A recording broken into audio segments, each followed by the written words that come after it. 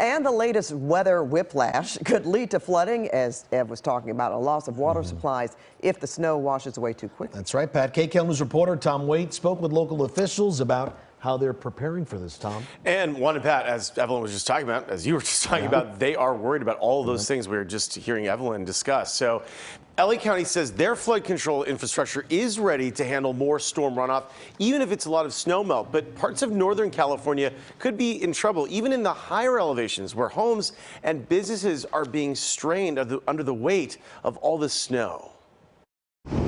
Whiteout conditions over the past week from Lake Tahoe to Southern California, where strong storms buried homes and businesses, stranding people for days under the deluge. Storms so cold, snow accumulated at much lower elevations. Now word of warmer storms on the way, and there are big concerns about flooding. It now appears increasingly likely that a potentially significant, and very likely warm atmospheric river event will probably affect some portion of northern or central California sometime between about late Thursday and Saturday.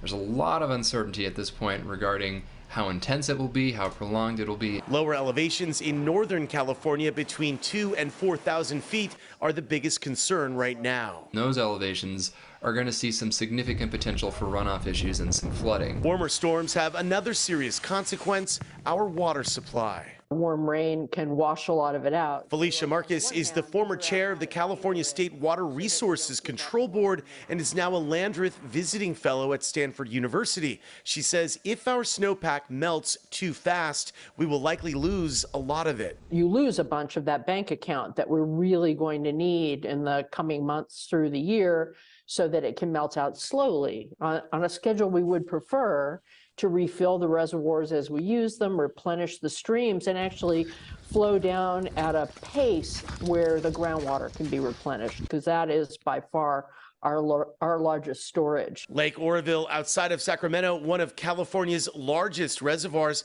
was devastated by years of drought. After months of rain, it's 73% full, but on Friday it may be so full the state is preparing to open the spillway to remove excess water. Back here at home, LA County Public Works says they are ready if the warmer storms slam Southern California. A lot of people don't realize the LA County Flood Control District was actually founded in 1915 to deal with really catastrophic storms that came about in that period of time. There's 14 dams in the foothills that protect the greater Los Angeles basin, and will also allow us to capture stormwater behind those dams and reservoirs. Experts stress the hope is for a slow and steady snowmelt through the spring. No heat waves, so the reservoirs can hold all of that runoff and the ground can absorb as much as possible. Those are the hopes, but you know, if it goes too fast. If we could only schedule Mother Nature, right? Yeah. So that all times out perfectly. We just haven't been able to do that. Not at all. And I guess we never will. Yeah, we had that precious, wonderful snow. Right? We'll see what happens. But slow and steady, that's There what we we want. go. Okay, thanks, Tom. Thanks, Tom. Thank you, Pat.